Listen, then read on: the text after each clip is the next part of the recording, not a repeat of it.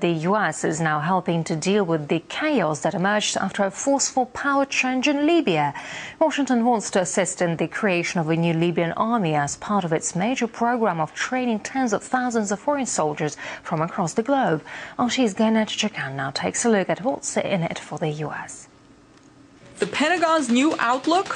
Forget about full-scale invasions and large footprint occupations. Instead, think special ops and proxy armies. Next destination, Libya.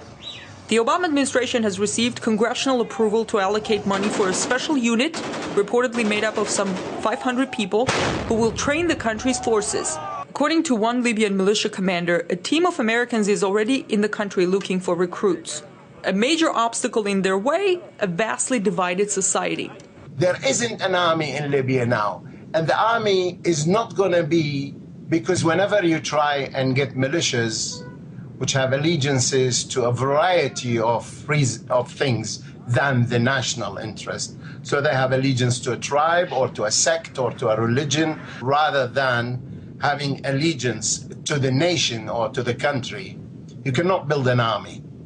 But with training and aid for Libya, the U.S. may have more pragmatic goals than uniting the army or just teaching them the best way to fight. This word training is interesting because it's really about not so much about teaching people how to use rifles and how to use new equipment. It's all about really more about indoctrination. Definitely aid is one of the tools that the U.S. uses and has used very successfully to ensure that elites in the countries concerned stay loyal to the U.S. They stay loyal to them in terms of foreign policy, stay loyal to them in terms of opening their economies up, keeping them open to U.S. multinationals. Libya will be a very important asset for the United States, and yes, it will start buying American arms in substantial quantities. Libya has lots and lots of money to spend.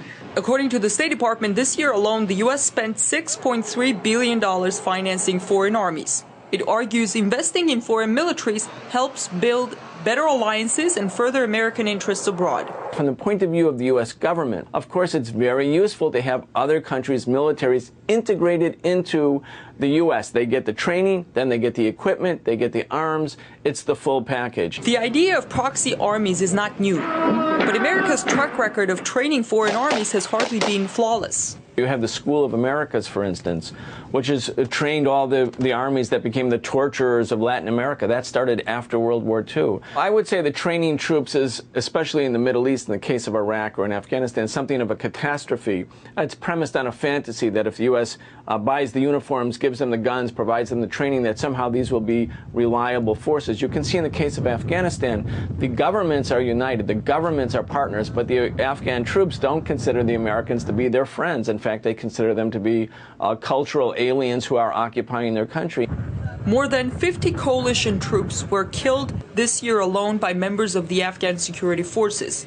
Word is out that the Obama administration wants to leave around 10,000 troops in Afghanistan to continue to train Afghan forces and carry out special operations after 2014, when, according to the Obama administration, American forces are supposed to have completely left the country. The Afghan government has less than 2 years to agree or reject the idea.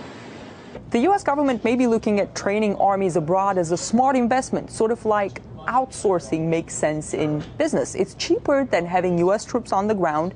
No need to explain dead troops coming home. Makes sense from a lot of perspectives. But that strategy has backfired more than once in the past, alienating populations that didn't want to see their military become a student of Washington's wars. In Washington, I'm Gainet Chakan.